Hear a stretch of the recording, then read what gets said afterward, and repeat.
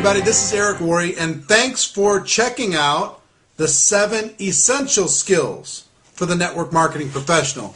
I've been involved in the network marketing profession for 25 years. I've enjoyed a lot of success. I've earned over $15 million. I've traveled around the world. I've had organizations totaling over 400,000 people. I've seen a lot. I've interviewed all the top earners. Many of these people around the world are friends of mine. And sometimes when people get involved in network marketing, it becomes a little bit intimidating. And what I want to do for you today is I want to demystify network marketing for you. I want to give you the 7 essential skills. I want to give you a little bit of a primer towards the development of those skills. Now, in one video, you're not going to become a network marketing professional, but at least if you have a roadmap, if you have a game plan, if you know what the skills are that you have to develop, then you're going to be in good shape. And here's the good news. It's not about luck. It's not about timing. It's not about positioning. It's about the skills. If you'll learn the skills, you'll be able to go out there and make something happen. So, skill number 1 of our 7 essential skills. Skill number 1 is finding people to talk to. See, a lot of people don't think that that's a skill. Finding prospects. That's not a skill. That's something that you're given. That's something that it's a reward. This is what most people think. They think it's a reward for how they've lived their life up until this point. If they've got a great list of people, then, well, you're going to do great in network marketing. And if they have no list or a terrible list of people, then they have no shot of success in network marketing. See, when I first started off in network marketing, I was 23 years old. And I'd had 18 jobs prior to being, my 23rd birthday. 18 jobs. So think about my list. What was my list looking like? Bunch of $5 an hour people. And the people who were successful that I knew, they were rolling their eyes at me, wondering when I was going to figure my life out. So it never dawned on me that this was a skill. It never dawned on me that what professionals do in network marketing is they treat the finding of prospects as a skill. They become highly skilled at finding prospects. Now, of course, it starts with making your list. It starts with writing down all the people that you know, but that's what the amateurs do. They make a list, they drain the list, they either have success or failure inside of that list, and if they get some people, they'll keep going. If they don't, it's over for them. Here's what the professionals do. They make a list, and their list isn't just a candidate list. They add a name to it, a description to it, called the active candidate list. The active candidate list. Here's what that means. The list is a living, breathing thing. The list is not only what you write down, but the professionals find a way to add at least 2 people a day, every day, to their list. See, if you add 2 people a day, that's easy 600 people a year. That's, over 5 years, it's, 3,000 people. So the professionals raise their awareness. When they meet somebody, they get their contact information. When they're at a party, they get somebody's contact information. They're not that boorish person prospecting somebody in the corner of the room. They get their contact information, they build a relationship, and when the time's appropriate, they will approach that person and let them know about their product or opportunity. But the idea, here's the thing I want you to get clear in your mind. The finding of prospects is a skill. And you might not be good at that skill right now.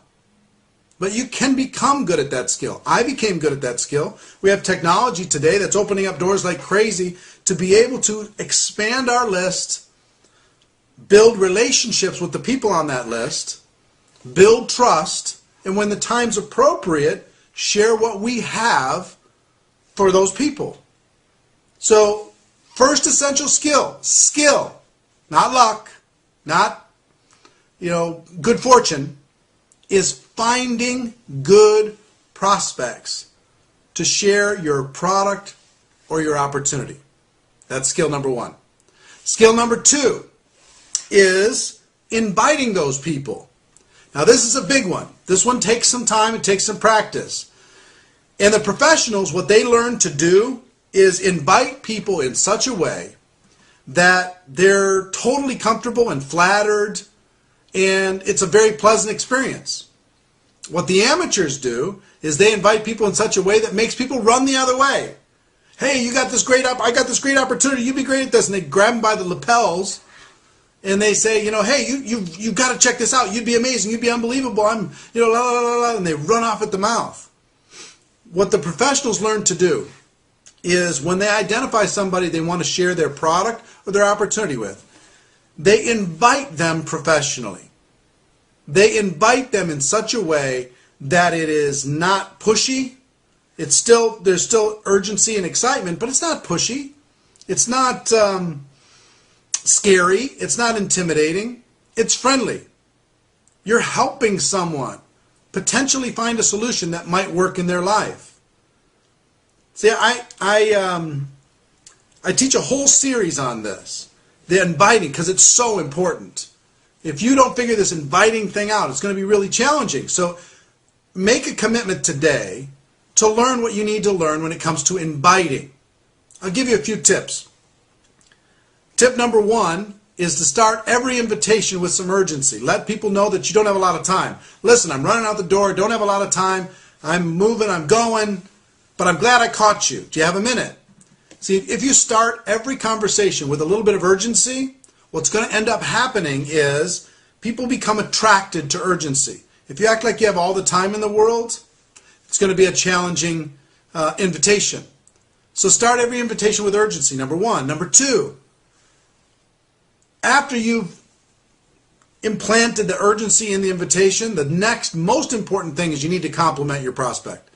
Find something to compliment them about. Let them know, hey, listen, you're one of the sharpest people I know. That's why I'm calling you. I've always respected this about you, or I always admired that about you, or you always treated me so nice, or you always got a big smile on your face, or whatever it is. Something that's sincere, and it must be sincere. Don't do it if it's not sincere. And if you can't find something to compliment somebody about, maybe they're not a great prospect, okay? But compliment is step number 2. And then step number 3 is an invitation, and there's 3 different kinds of invitations. I'll just tell you quickly what they are. A direct invitation. Hey, I have an opportunity for you. I want something for you to check out. When you told me you were sick of your job, were you serious? You just kidding around? Oh, you're serious? All right, I've got an opportunity for you. A way for you to take your kids on vacation. And the direct approach is okay so long as that person looks up to you or respects you or admires you in some way. But if that's all you ever do, you're going to have difficulty because it only really works with people who love you, like you, or respect you. In other words, you can't go up the economic ladder with the direct approach. You go to somebody more successful than you, and you say, hey, I've got an opportunity for you. They're going to go, hey, whoa, whoa, whoa. I'm fine. I'm doing better than you are, right? So direct approach is good for that group of people that you can say, hey, come over to my house. Something I want to show you. That little core group, okay? The indirect approach is the second way. Indirect approach says, I need help, I need guidance, I need advice, I need input. Listen, you're one of the sharpest people I know. I don't have a lot of time. You're one of the sharpest people I know. I've run into a business I'm pretty excited about, but I want you to check it out because you know more about business than I do. Would you check it out and let me know what you think? This advice, opinion, help, you can go to a family member. You can say, listen, I just got started with something and I'm nervous. I don't have any skills. I need a friendly face that I can practice on. Can I come practice with you? Can I give you my little presentation and practice with you? I just need a friendly face, right? Imagine if you did that with every close friend or family member. The odds of your success go way, way up. People go, oh, okay, fine, fine. I'm happy to help, right? So the indirect approach, help, guidance, input, advice. And then the super indirect approach for the wildly successful people that you know, the super indirect approach says you're not a prospect. It's clear that you're not a prospect. You're way too successful for this. But I know that you know people. Who do you know that's ambitious, money motivated, would like to make a lot of money with a company that's expanding in this area? See, the super indirect approach, they'll say, well, I know some people, and in their mind they're thinking, well, maybe me. But their ego won't let them get there right away at the very beginning. So the super indirect approach for the very successful, people with high egos, high success, people up the economic ladder from you. So in the invitation, 1, you're in a hurry, some urgency. 2, the compliment. 3, make the invite. Direct, indirect, or super indirect. Number 4, I've learned that there are 2 things you're inviting people to. You're inviting people to an event of some sort, one-on-one, small group, big event, company event, local event, right? Some type of an event, or a tool, some sort of tool. There's an online video I want you to see. There's a CD I want you to check out or listen to. There's a DVD I have a magazine, something. And third party is so much better than any other form of invitation. Now, an event is always going to be more powerful when it comes to the number of people who join after they attend. But for the brand new person, it's much more difficult to get a person to attend. The typical brand new person will invite 20 people to an event, 2 will show up, they'll be suicidal, and they won't know where to go. So my recommendation, and what I've seen the professionals focus on, is a tool as a first exposure. So instead of an event, a tool. Being able to go to a person and say, look, I have this DVD. It explains it all better than I could. If I gave you this DVD, would you watch it? And wait for the answer. Simple as that. I've got this magazine. I've got this person I want to introduce you to. If I set up a little 3-way phone conversation, would you talk with them? Just if I would you is all you do. If I would you, and then you confirm that after they say yes, and they will. If you've started with urgency and you compliment them and you do a professional invitation, then you do if I would you, you're going to have good success in getting somebody to take a look. Okay?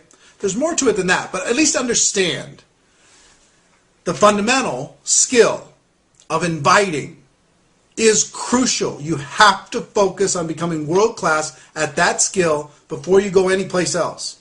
Learn that skill. So number 1, finding people to talk to. Number 2, inviting. Number 3 is presenting your product or your opportunity to somebody else. Now the best way to present is for you not to be the expert. Most people get involved in our profession. They decide, well, I've got to learn everything. I've got to know everything. I have to be the expert. No, we don't want you to be the expert.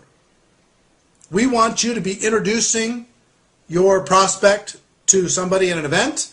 We want you to be pointing to a magazine and letting them take a look for themselves. We want you to be reading something or introducing something, playing a video, having them listen to an audio, having them go to a website and the presentation is done for you. Keep it so it duplicates, so anybody could do it. So the presenting is a skill for you, learning how to guide somebody. Well, my good friend Jim Faubert says, point, guide, and direct. Point, guide, and direct. That's your job when it comes to inviting and presenting. Pointing, guiding, and directing. You stay out of the way. So presenting is skill number 3 that you have to develop inside of this profession. Skill number 4 is follow-up. A lot of people get to the presentation and then they just let it die. And the only purpose for any presentation is to schedule the next presentation. The next presentation. Here's something that might interest you. It takes between 4 and 6 exposures for the average person to decide to get involved in network marketing. Between 4 and 6. It's not 1. It's between 4 and 6. So they might try the product and then watch a DVD and then go to a website and then attend a meeting and then they join. Or any combination of those things. But 4 to 6 on average. So follow-up is all about setting up that next exposure. Learning how to answer the basic questions that you're going to get. Learning how to overcome the basic objections that are going to happen during this process. Understanding, we're trying to help blind people see. We're trying to help ignorant people understand what it is that we do. That's going to take a little bit of time, a little distracting them from their daily lives and this model that they've been plugged into for their whole lives. So follow-up is about guiding people through 4 to 6 exposures on average before they make a decision. That's skill number 4. Skill number 5 is how to close. How to help a person become a customer or become a distributor. How to guide them through the process. There's a number of things that you need to understand in this. It's a psychological process. But I've used a basic 4-question close at the end of all of my exposures for 20 years. And I'll give it to you right now. So let's say, imagine that you've just finished watching a DVD and I was sitting next to you. And at the end of that, I say, on a scale of 1 to 10, 1 being you have zero interest, 10, you're ready to get started right now, where are you? Typically, a person's going to say 5, 6, 7, something like that. And I'm going to say, well, look, I'm going to do one of two things when they give me that answer. One is if I feel like they're pretty excited about what I have to offer, I'm going to go into the 4 questions. If I don't feel like that, let's say they say I'm a 4. I say, well, what can we do to help you get to a 5? I need to know more about the product, or I want to go check out the company. I got to talk to my spouse, whatever. And then you set up the next exposure, okay? But if you feel like they're pretty excited, or they're at least curious, you can go ask these 4 questions. Question number 1. So, based upon what you just saw, if you were to get started with this business on a part-time basis, about how much would you need to earn per month in order to make it worth your time? If you were to get started part-time, about how much would you need to earn per month in order to make this worth your time? And I wait for the answer. And you give me your answer right now, okay? Question number 2. So, about how many hours a week do you think you could realistically commit to developing that type of income? And then they give me their answer. All right, fantastic. Question number 3. About how many months would you be willing to work those hours, those weekly hours, while you were developing the income that you're looking for? And they'll give you the answer. Typically 3 months, 6 months, 9 months, a year, something like that. Okay? And then question number 4 is I just put it all together. So if I could show you how to make the income that you're looking for in the hours that you're willing to commit per week, over the course of the months that you're willing to commit to developing this income, would you be ready to get started?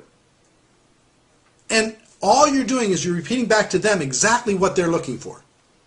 And then all you do is you pull out a little piece of paper, show them the compensation plan, show them how they can get to the income that they're looking for in the hours and the months that they already said that they were willing to commit. It's the easiest thing in the world. Isn't that a little bit better than what did you think? At the end of a presentation, well, what did you think? Well, it's great. Okay, good night. That's what most people do. So that's an example, right?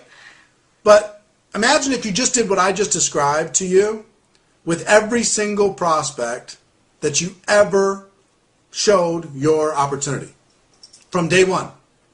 Imagine what your results will be. See, closing, that's the wrong word for it, but helping that person make a positive decision is a skill set. You're going to do it for the rest of your career. You might as well pay attention to learning that skill. It's going to serve you for forever. So that's number 5. Number 6 is helping that person get started right. See, recruiting involved in our business is not just about signing a piece of paper or filling out an online application. Getting the person started right is critical. It's a critical skill. It's one of the 7 essential skills. Getting a person started properly. How to get them connected. How to get them using your products or services. How to get them with some very quick results. Because again, they're coming in and they're insecure. A little bit of results, a little bit of confidence boosting is going to help. Get them, build some relationships between you and them and the organization that you're involved with. Help them get over the line emotionally and decide to take this more long term. But getting a person started right is an absolute essential skill. So that's the 6, right? 1, finding people to talk to. 2, inviting. 3, presenting. 4, following up. 5, closing. 6, getting a person started right. Getting a person started fast.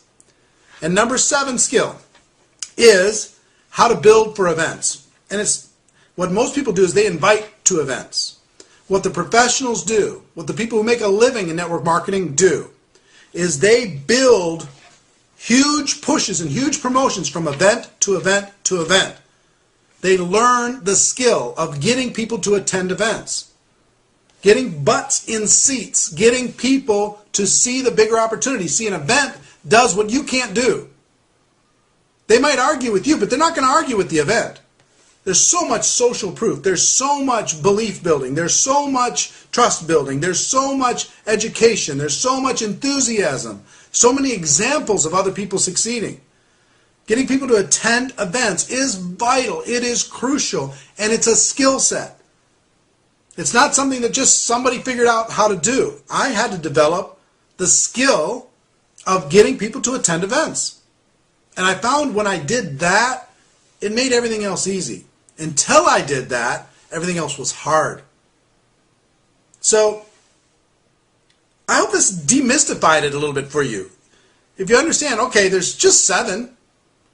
What does it take to be a doctor? How many skills to be a doctor? How much knowledge? How much book learning? How much practice? How much internships? How much money? All of this massive barrier of entry to becoming a medical doctor. To becoming a world-class network marketing professional, there are 7 skills. And are any one of these 7 hard for you to develop? Are any of the 7 out of your reach? They're not. You can get there. I promise you.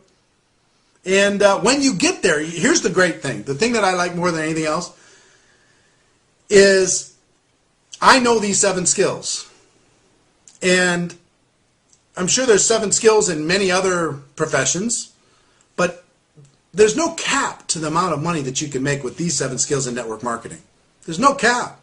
You get to make as much as you want, as you can imagine. The company will celebrate the fact of writing you $1 million check in a year. That's happened to me. I've gotten over $1 million in a year. The biggest month I ever had was $145,000 in commissions in 1 month. Think about that. On these 7 skills. Pretty powerful. Pretty amazing.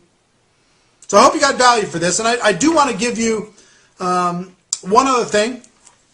Is there's an event coming up. An event I do once a year called Go Pro Recruiting Mastery. It's in Las Vegas. It's November 30th through December 2nd. It is 2.5 days focused on these 7 skills. 2.5 days with world-class presenters, $1 million earners. People come from all over the world to attend this event. Registration is just opened up for this event.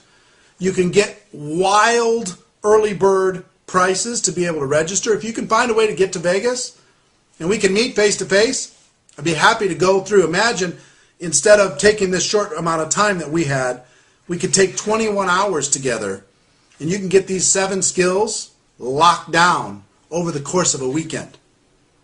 I mean, you might want to consider investing in you. If you want to find out more about that, you're welcome to do so. You just click on the link below. That'll give you more information about the Go Pro Recruiting Mastery. It's going to sell out quickly, so I'd recommend that you act fast. If you can, clear your calendar for that weekend. Come in on Thursday night, you leave on Sunday afternoon, and hang out with us. It'll be a lot of fun. But regardless, whether or not you do that, I hope this short training video has given you some guidance. If you have a journal, write these 7 skills down and start committing to learning those 7 skills. It'll change everything for you, like it changed everything for me. So for now, that's our show. Ladies and gentlemen, my wish for you is that you decide to become a network marketing professional. You decide to go pro, because it is a stone cold fact that we have a better way. Now let's go tell the world. Everybody have a great day. Hope you enjoyed this. Share it with your friends. Share it with your group. And we'll see you next time. Take care. Bye-bye.